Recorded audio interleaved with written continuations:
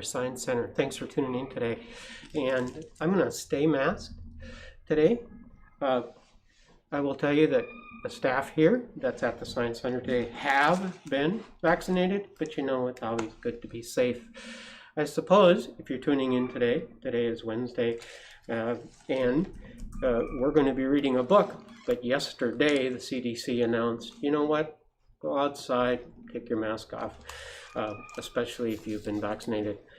CDC went on to say, well, if you're going inside, even if you've been vaccinated, it's best to put your mask on. I think I'll keep my mask on today.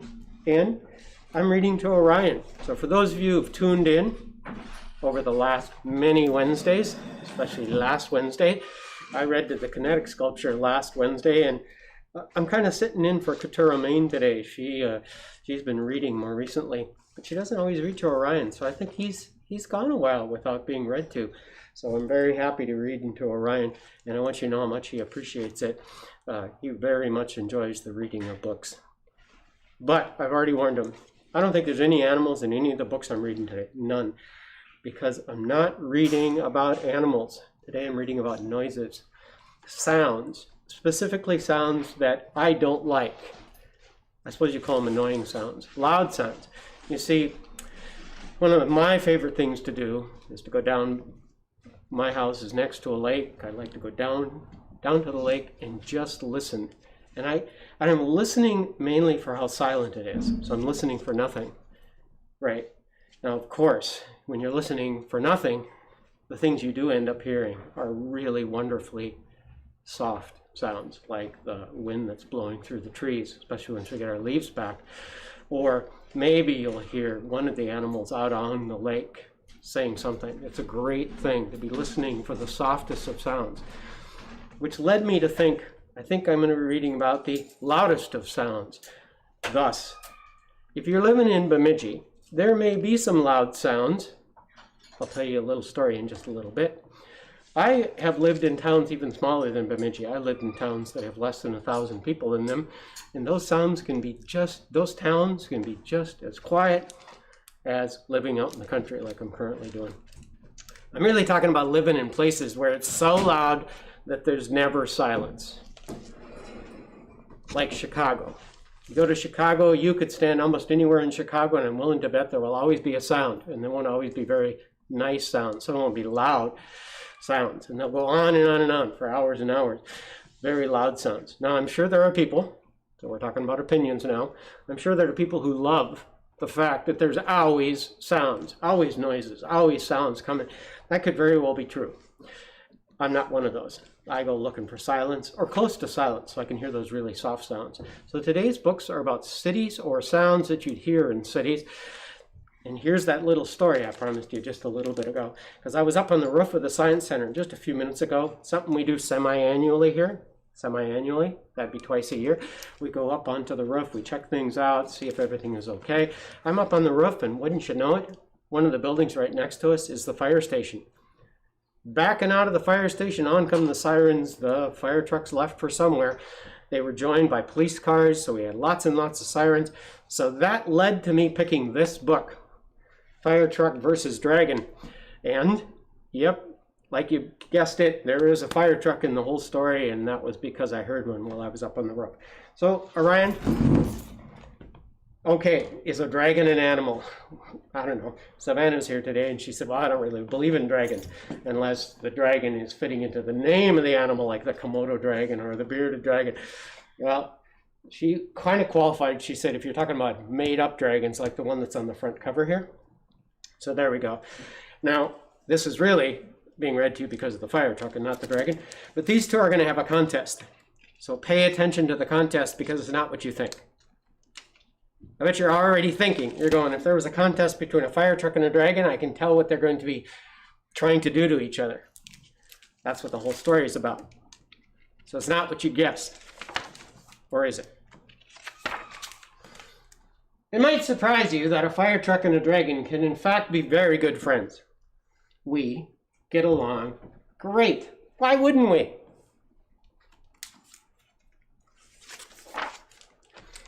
Don't you like the illustrations? I kind of like books every once in a while that are more like a comic book. This one appears to be more like a comic book with all the words and bubbles, like all of the entire book is speaking parts. I know, right? I mean, what are dragons really good at? It's sort of obvious. It's completely obvious. And what are fire trucks really, really, really good at? Put the two of us together, and guess why? Everyone loves having us at campfires.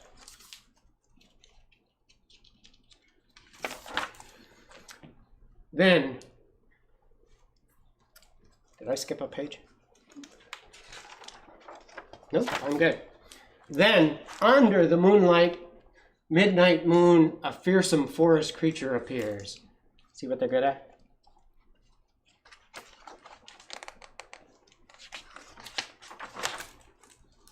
I get the feeling they might be thinking of something else we're really good at. Gotcha. That's why everyone loves having us at barbecues and cookouts. Because I prepared some free ranch potato salad. Hey, it's my famous Firehouse beans. I wonder if they were really actually thinking of the other things that we're really good at. Absolutely. That's why we're always invited to birthday parties. For special talents, our extra special ones, blindfolding the piñata hitters and spinning them around. Look, everyone, candy, yells the truck. I have to say, I was really expecting more enthusiasm for each of our respective skills. Yeah, and how about the candy, says the truck. Is there something more they want to see from us? Something spectacular? Well, you're great at welding, says the truck. He's great at welding, the dragon is. And no one is more fun to take along to a water park. Get you near some fireworks and watch out. And on hot summer days, we're all glad to have your snow cones, says the fire truck. And on cold winter nights, you're the best. Wait, do you think they'd be interested in that new thing that we've been doing?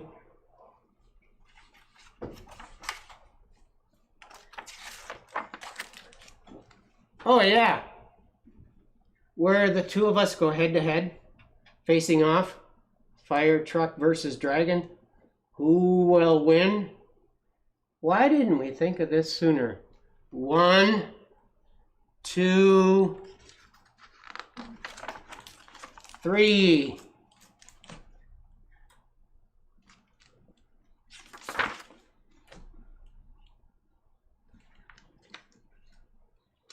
If you're having a little hard time seeing the pictures, I just want you to know I'll get this book back to the library as fast as I can. You can go to the Bemidji Library and see what was happening there. Hey, I really thought that a staring contest would be a crowd pleaser. Maybe it just takes practice. Maybe we can try again tomorrow. You bet. Until then, good night, fire truck.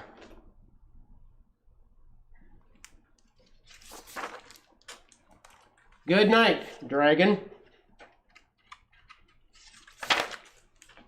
Oh, that's nothing. You should see how we say good morning. Hope you enjoyed that one. All about sounds. Okay, so there weren't so many sounds in that one. Of course, you could imagine the sounds of the fire truck would have been making had it been out and about. So, clang, clang, beep, beep, listen to the city. And if you take a close look at the front cover, I don't think we're talking Bemidji. What city would I guess this is? Looking like it's awfully large. There is a drawbridge. Could this be Los Angeles? What do you think, Savannah? Could this be? Kind of looks like the San Francisco bridge. Yeah, could be.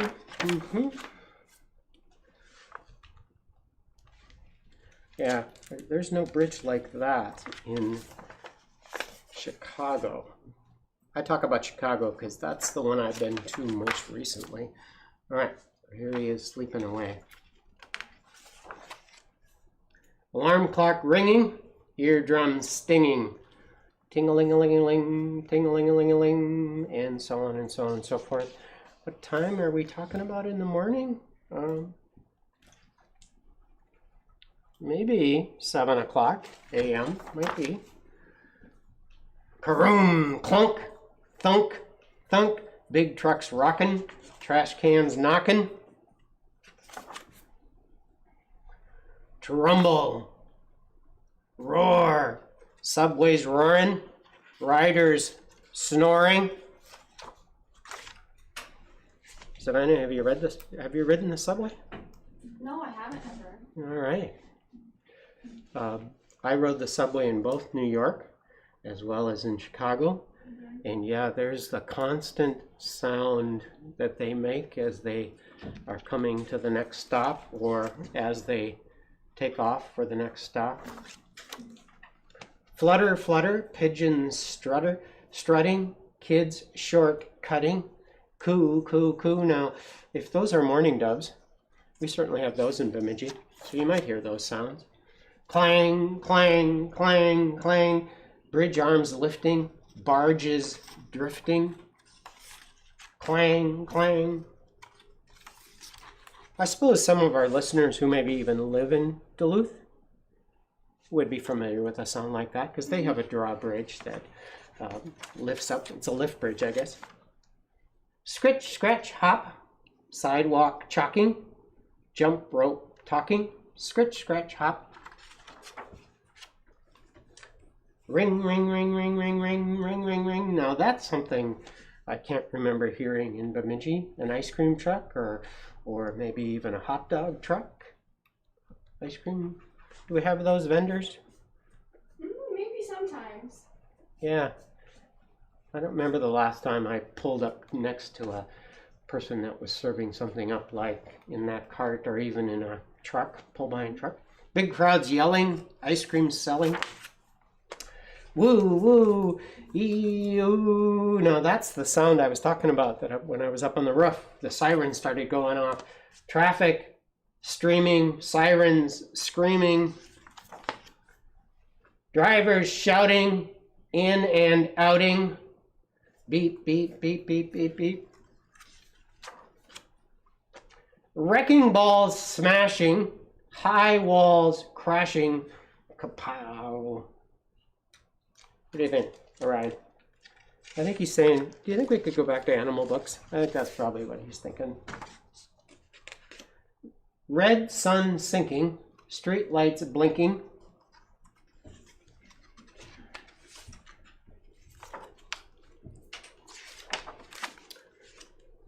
Moonlight beaming, children dreaming. I think he's doing a little snoring there.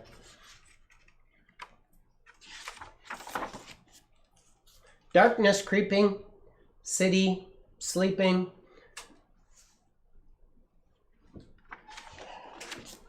And that's it for that one. There were lots of sounds in that one. This one's called East Stop on Market Street. This is much more about city buses than it is about subways. City buses are also really common in large cities or many large cities.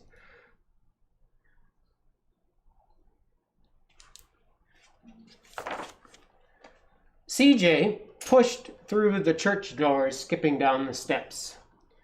The outside air smelled like freedom, but it also smelled like rain, which freckled CJ's shirt and dripped down his nose.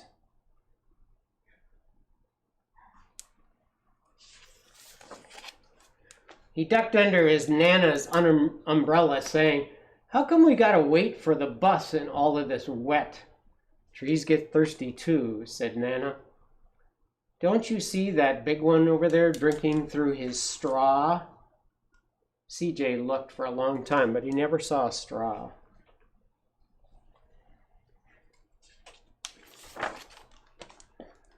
From the bus stop, he watched water pool on flower petals, watching rain patter against the windshield of nearby cars. His friend Colby climbed in, gave CJ a wave, meaning climbed into the car, and drove off with his dad. Nana, how come we don't got a car? How come we don't got a car? Do you think there are places in the world where you can live without a car? Yeah. My daughter lived in Chicago for 5 years, and during the entire 5 years, she never owned a car. So she chose another way of getting around, including the buses that we're talking about and the subways. She never owned a car. And every once in a while, of course, she did use the taxi, so that would be a form of a car. Boy, what do we need a car for? Said his grandma.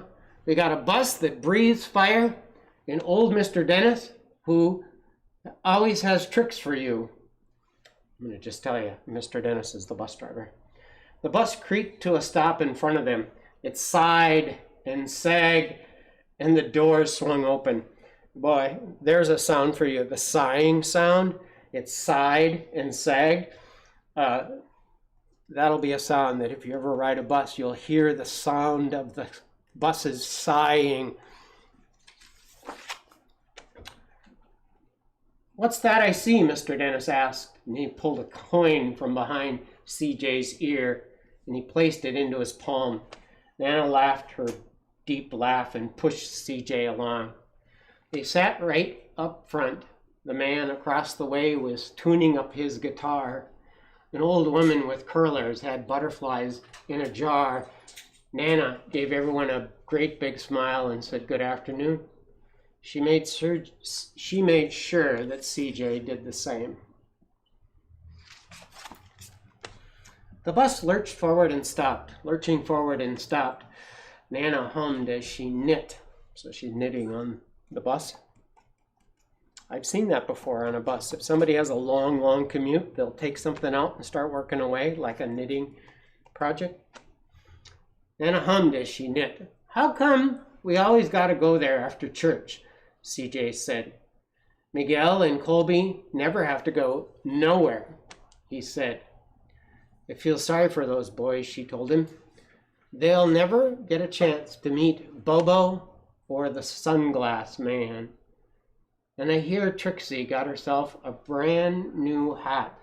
CJ stared out the window, feeling sorry for himself. He watched cars zip by on either side. Watched a group of boys hop curbs on their bikes. A man climbed aboard with a spotted dog. CJ gave up his seat. How come that man can't see? Boy, what do you know about seeing? Nan told him. Some people watch the world with their ears. I hope you caught this page, because giving up your seat on a bus is something that, if you've never ridden a bus, is something that happens, and when it happens in a beautiful way, it's wonderful to watch. Nobody told CJ to give up his seat. He just gave it up, and then that person took the seat. And I don't think he took it just because the person's blind. He did it out of honor and respect for somebody that was older. That's a fact. Their noses too, the man said, sniffing at the air. That's mighty fine perfume you have on today. I hope you don't mind if I say, he said to Nana. Nana squeezed the man's hand, and she laughed that deep laugh. Two older boys got on next. CJ watched them as they moved on by and stood in the back. That's another way to ride a bus. You can see they're not going to sit, they're going to stand, and then they hang on to those hooks that are on the ceiling of the bus. Sure wish I had one of those, he said. Nan sat down, her knitting. What for? You got the real live thing sitting right across from you. Why don't you ask that man to play a song? With that, CJ didn't have to ask. The guitar player was already plucking strings, and then he began to sing. To feel the magic of music, the blind man whispered, I like to close my eyes. Nan closed hers too. I like this author because this author is kind of fooling around with, because it's the blind man that says, to feel the magic of music, the blind man whispered, I like to close my eyes. Nan closed hers too. So did CJ. And they saw the perfect rainbow arching over their soup kitchen